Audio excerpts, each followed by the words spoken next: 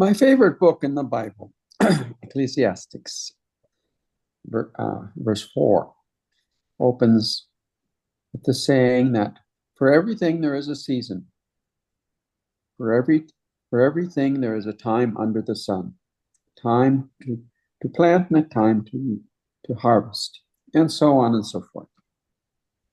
And that is a situation we find ourselves in that every action has a particular time and place where it's appropriate, and there are times when it's inappropriate.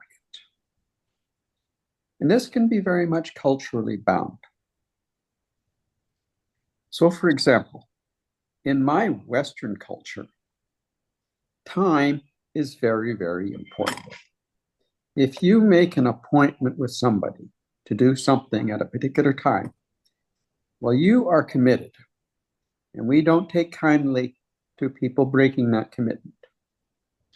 Now, one day in the Sudan, I remember I had an appointment to meet a friend of mine to play a game of squash.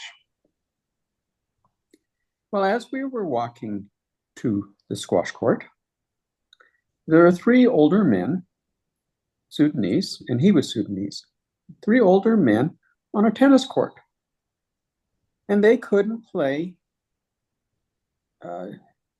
without a fourth person because they're old, and they didn't feel that playing doubles is much easier than playing singles. It's much easier, much less running. So they called out to him to join them so that they could play. Afterwards, I said to him, you know, this is a cultural issue.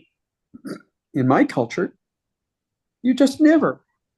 Because I have an appointment, I take priority over them. But he said, oh no. I mean, they're three and you're only one. And they're older than you are. And so if I don't join them, they won't be able to play. I pointed out to them, well, that's their problem. It's not my problem. Your appointment is with me. That was the wrong thing, because in that cultural context, those three men, older men, have priority over me. And in truth, also, one must accept that I'm just there for, a year, 2 years? But he will have to be dealing with those three older people for maybe 10 years, 15 years. They are his friends from ever so long ago.